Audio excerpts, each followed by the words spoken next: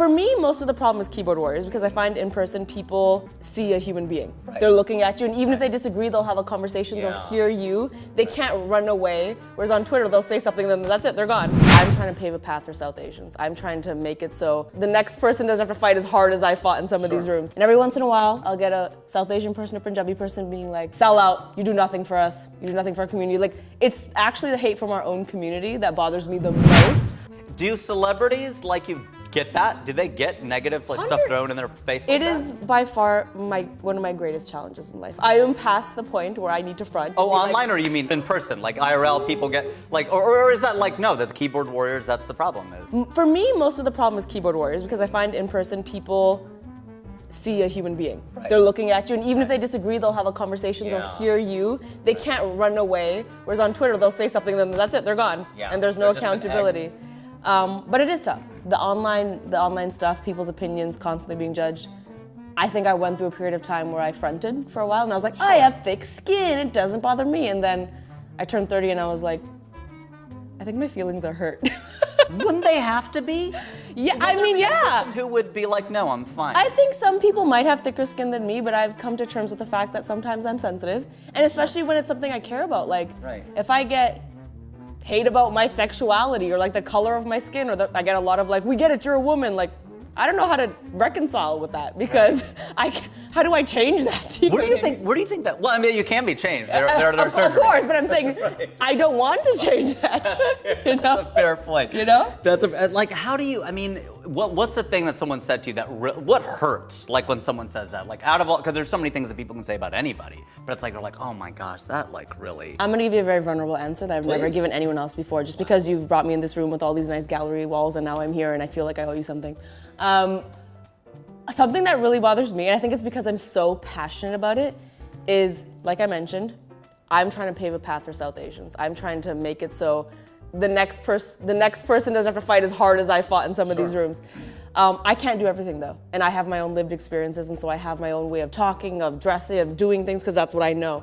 And every once in a while, I'll get a South Asian person, a Punjabi person being like, sell out, you do nothing for us, you do nothing for our community. Like, it's actually the hate from our own community that bothers me the most because I care so deeply about that community. Right, because that's who you are. And it's a thing a lot of people face. You know, I've spoken to lots of other actresses and talent about this, that their own communities are their biggest supporters and critiques. Biggest detractors. You know? Exactly, and I think it stings a little bit more. Always feels a little nicer too, but also stings a little more. Oh, interesting.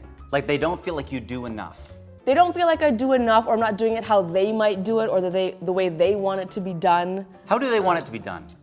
I think in a way that aligns with their upbringing, right? I think one of the hard parts of being a minority is that inevitably you're representing so many people. Like there's over 1 billion Desis. Which is why a friend of mine always says, let's stop calling ourselves minorities. Exactly. Because we're not the minority. But my experience growing up is gonna be still different from yours because we're still individuals, right? So when I'm making my YouTube videos and I'm talking about how my parents raised me and the things they might say to me and how strict they were, I'm just talking about my experience. Right. But I'll get a comment being like, stop portraying Indian parents like that. Mine are nothing like that. And that's where I'm like, it doesn't mean exactly. It doesn't mean that mine aren't though. So it's tough when you're representing so many people, and it's also tough when there's so many causes in the world. I think one of the tough things today is that everyone's really passionate about causes, whether it's the very important farmer protest, whether it's like women's education, whether it's about X, Y, Z.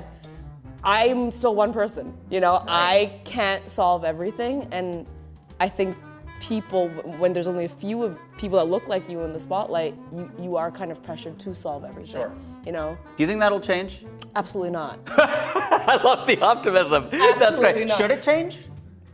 Or is there a point to that? Realistically, I don't think it will. And part of my healing process has been understanding where that person is coming from. Wow. They are so frustrated because there is no one talking about the thing they care about, and I'm the closest person that could talk about it, and I'm not doing it as well as they could do it. So I have to understand where their frustration comes from. They've got like an all lives matter point. You know what I mean? My cause matters too. I'm a firm believer that everyone has a chip on their shoulder and it's beautiful and it is specific to them.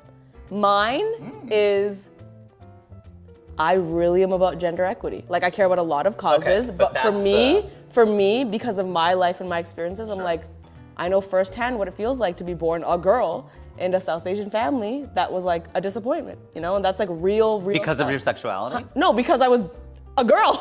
Oh, because I'm not right from the get-go, from the jump. right? So when you are raised with that, that's a very real thing that has followed me through my life. And so that is the chip on my shoulder. I will proudly say, I'm all about gender equity. I'm all about paving the path for women. So yes, I can lend my voice to other causes I really care about, and I will, but I can't stand for everything. Right, you know what I mean? You fall I for anything, as they say. There you go. Google that quote, folks. It'll say author Rajiv. It will. Just like this, where it says good artists borrow, great artists steal, and it's me. I'm very proud of that. Now, did it feel, and there's no one probably who can answer this better than you, or maybe someone could answer as well, but no one better. How does the fame of TV compare with the fame of internet? It's nothing compared to YouTube. Oh, it's nothing compared to YouTube? Yeah, I would say fame-wise, in Did the it feel industry, more legitimate though? You're like, oh, I'm on TV. So here's the thing, I still grew up with TV and film and theaters and all that stuff. So I still, there's certain glitz and glamour still to movie stars and celebrities to me. I think the newer generation of kids, they don't see a difference between digital stars and traditional stars. They don't. You know, they don't. They're like Madonna, Lilly, Justin Bieber, all the same. Like to them, it could be all the same. And I know that's a big statement I just made, but I've literally gotten a tweet that's like, my favorite artists are Britney Spears, Lilly, and Madonna. And I'm like, what? Wow. Because to them, it's the same, right? Was that your mom's tweet? Maybe. Yeah, maybe. You're like, it wasn't my dad's. No, I'm kidding. But the point I'm making is, TV made me feel more legit because I grew up with it. Yeah. I don't think it changed the perspective of my younger fans, the younger ones I have. In the industry, it definitely did. The day I got my show, so many celebrities I look up to followed me, DM'd me. Suddenly I was texting them. So for sure, it legitimized me in the industry. But in terms of fans, no. That's The online fandom is way stronger than the late night fandom. Wow, that's a learning because for me. online is universal. Sorry. Yeah. Online is universal. You know? What age? What like someone is how old where that makes a difference? You think? Or what year? Like whatever it would be. Probably mostly like Gen Z or even like people right now that are like up to 25, I would say. Okay. Because a big part of it is online is worldwide. Right. Yeah, in India, in Trinidad, in Singapore, everyone watches. There's no barriers to access. You know, the late night show was only available in certain places and syndicated in certain places. So a lot of my fans couldn't watch it. Yeah. Yeah. No, that makes total sense.